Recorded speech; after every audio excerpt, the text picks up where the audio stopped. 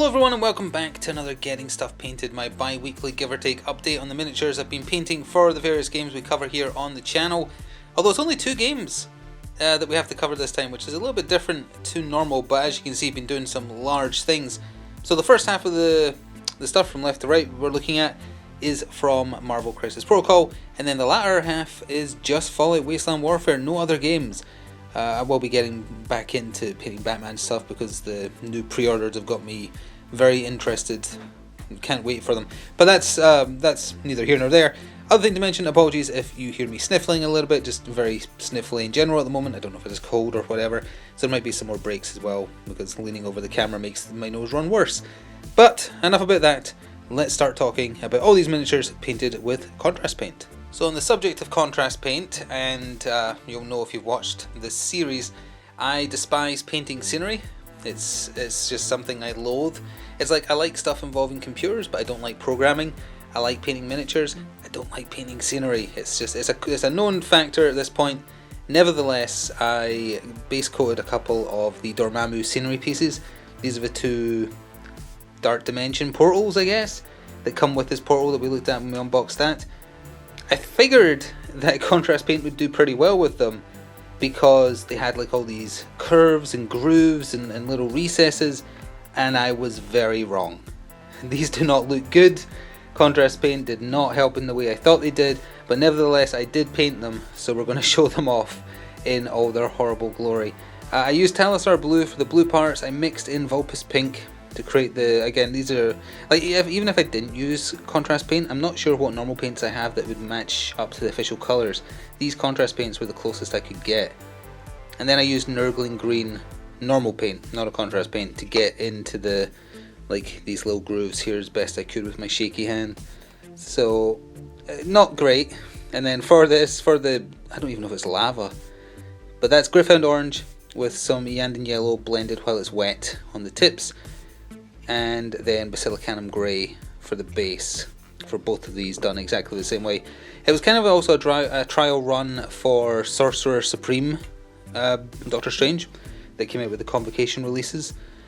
Since he's jumping out of a portal from the Dark Dimension, and please be in focus, I command it, Morbo command you, not Morbo, Modok. It's a little oddly shaped. I don't blame my camera, honestly. It's kind of in focus. Look, I don't really want it in focus because it doesn't look good, but still. Yeah, it's a dry run for Sorcerer Supreme because he's coming out of the portal. I think in a smaller scale, doing it with contrast paint like this will work better. This is just too large. The surfaces are too flat. Should have used normal paint, and it didn't work out great, but that's okay. Because sometimes contrast paint doesn't work out. Sometimes it's not the best option. Sometimes you make a mistake. And that mistake is painting scenery even though you don't like it. Lesson learned. So one nose blow later, for those of you keeping nose blowing tallies, we're going to look at Dr. Voodoo, who's already appeared in a battle report, but I haven't talked about painting him. He's one of those miniatures where every so often, once you get a miniature, you look at it and it's super intimidating because you just think, how on earth is it going to get in focus? No, how on earth am I ever going to paint this? Like, I lack the skill to make this look good. And then you do it anyway, and sometimes, oh, it's really struggling, huh? I guess it's because of the shape. Getting there, almost. I think that's in focus now. I really hope it is. I don't know why it's struggling so badly with it, because I didn't have any trouble focusing on it when I was recording the battle report, but such is life. Maybe it's all the stuff in the background. You know what? Let's move these out the way because I think they're annoying the camera's autofocus. Let's see if I was right. You know, oh, I was. Ha!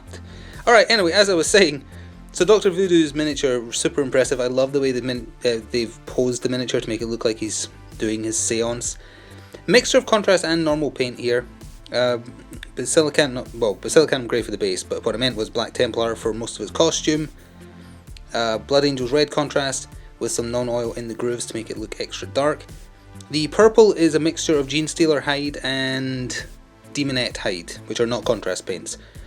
The darker of the two, just over everything, and then the brighter of the two as highlights, which I'm not super convinced are picking up. This is more Nurgling Green used as well for the skulls and his orb thing. and Nasdrag yellow for the gold, and Snakebite leather for his staff.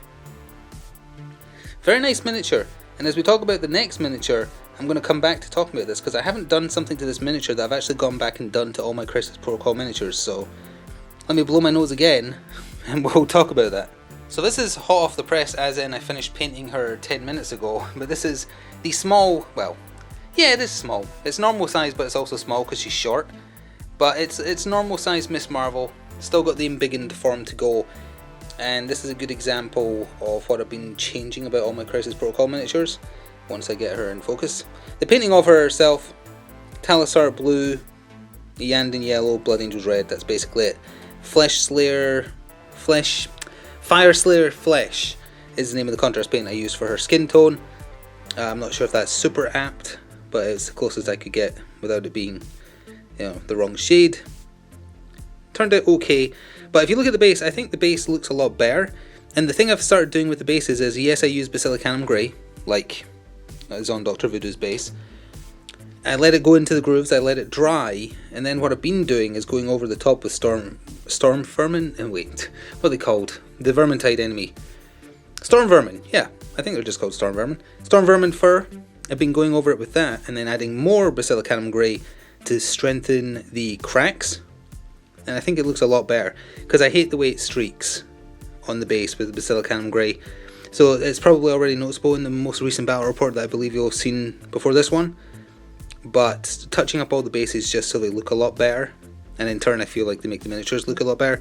Have not done it with Dr. Voodoo yet. He's the only one I haven't, so you might spot the difference next time he's on the table. It looks better at distance, it looks better close up. I haven't done a wash over Kamala here because I didn't want to darken the colours, because she's very much about her like bright costume. Again, I apologise about the autofocus. I'll try and shift the camera again in a second, maybe that'll make a difference. It looks okay, it doesn't look great. Her embiggened form will look a lot better. And this was a single piece. If you saw the unboxing, it's not like you don't assemble it, it's just stick it on the base. And I think that adds to the lack of detail. And it illustrates, as much as it annoys me, the importance of having a lot of different parts to make up a miniature, because that way you can get the detail on them. And I feel like she's lacking the detail because she's a one piece bit of sprue. Could be wrong. Anyway. That's it for Crisis Protocol, but see if you can spot the difference in the coming battle reports, and we'll move on to Fallout Wasteland Warfare. Alright, there we go. I've moved the camera a little bit, got the horrible scenery out of the way. Hopefully the focus will work a bit better now. So we have actually seen a couple of these miniatures already, if you've been following the Return to Wasteland Warfare. So I'll just cover those quickly. Frank Horrigan, the final boss of Fallout 2. Not a lot of contrast work on offer or on show here, it's because it's mostly just lead belcher silver with nano over the top. Frank, super imposing miniature though, I love it. He's crushing a death claw beneath, which is done in wildwood contrast. Snakebite leather for the ground, aggressor shade over the ground after that, and Militarum green used for his skin tone, which was also used on the large lad we'll talk about in a second. And a lot of blood for the blood god to show that he's like splattered the chest cavity of the death claw. Very fun miniature. Got a little biohazard nuclear symbol on his back there. And it was a fun little Halloween special that isn't canon for the series. We'll cover the other miniature that was in that video as well. This was the promotional miniature for when Modifius revealed they were adding New Vegas to their Fallout board game, or miniature game, and he has since been officially declared the Courier Miniature. So, is that in focus? It is not. I don't know why it's struggling so much. There we go. So that's Wildwood for his jacket, Space Wolves grey for his jeans, Militarum green for his helmet, and then an assortment of colours for the new on his base. From left to right, that's Gryph-hound orange, Yandin yellow, Blood Angels red, and a wash over the top because nobody bathes in the post-apocalyptic future. And lead belcher silver for his gun again, and his chest armour as well. He's wearing the NCR Ranger armour with a little bit of customization. Very fun miniature, I like it a lot. So next, before we cover these four, I guess, the largest of lads, the Super Mutant Behemoth, who should hopefully have no problems getting into focus, but I shouldn't say that before trying, I guess. He's struggling a little bit. Almost. That looks in focus. So a lot of Militarum green used for this very, very large lad. Black Templar for his pants and like torn cuffs, whatever that is on his side there. Silver for the fire hydrant he's holding, and the top of it is Blood Angel's red. And a little bit of Opus pink for his mouth as well. He is focus. He is. I don't know. Just sometimes this camera has problems with the focus. I guess because there's too much in the background for it. There, that looks okay. And lead belt, lead belt for silver for the chains around him. The out of scale shopping cart on his back. I really wish they'd made it a little bit smaller so it looked better. Because if you consider the scale of that shopping cart, there's a normal sized human. It's not right, which is a shame. But small problems, and he's got a little bit of metal on his base there as well, and that's snakebite leather with some grass tufts glued on after the fact. So before I lose my voice entirely, the final thing we're looking at this time is 4 Vault Dwellers, which are going to be in the next battle report that you see for the game. 2 just normal Vault Dwellers, and then 2 Vault-Tec Security. I'm just going to show them off. The same colours were used for all of them. Talisar blue, a little bit of a Yandin yellow, Space Wolves grey, and a lot of lead belcher silver. There we go. They're not having as much problem staying in focus. I don't really like the pose of this one. Also, it looks disturbingly like Boris Johnson, but still. They also have Vault-Tec themed bases, so a lot of silver used on those. Aggressor shade again over the top because it's the post-apocalypse, nobody bathes. This lady's also holding a grenade. Oh, and of course these two have their Pip Boys. So I tried my best to make it look like there's something on the heads-up display for it. And they're from Vault 81 apparently. Pretty neat. So yeah, look out for all 4 of these in the next Wasteland Warfare battle report. And this one has some Fallout 4 themed just stuff on his base, like the oil can and the toolbox, etc. And these 2 security officers have combat shotguns. Oh, that was a thematic blue for the visor as well. And Black Templar for their nightsticks, or batons, that's what they are. There we are, that is the last one. I like his pose a lot better. It's neat. Oh, and I think that's snakebite leather I used for that, for the brown parts of the shotgun. Yeah, I think it is. For whatever reason, they didn't have any problem staying in focus. So before I lose my voice entirely, that is the miniatures I've been getting painted, bar the scenery which I've cast into the flames. If you want to show me what you've been painting, feel free to do so by tweeting me at GamerEND is my Twitter handle. It's linked below the video as well. I don't mind if it's a game I don't cover, I just like seeing painted miniatures. And I hope if nothing else this series encourages you to get your painting done, no matter how bad you might think your painting skills are. It doesn't matter, it's fun, just do it. Next time, we'll be seeing more Crisis Protocol, more Fallout Wasteland Warfare, more Batman, definitely some Batman stuff returning because I'm in the process of painting one right now.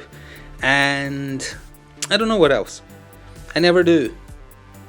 Nope, can't think of anything offhand. It'll probably be a mixture of those 3 things, maybe with a 4th thing thrown in. But thank you for watching, hope you enjoyed, and see you in the future. I'm going to go blow my nose again. Ta-ta for now.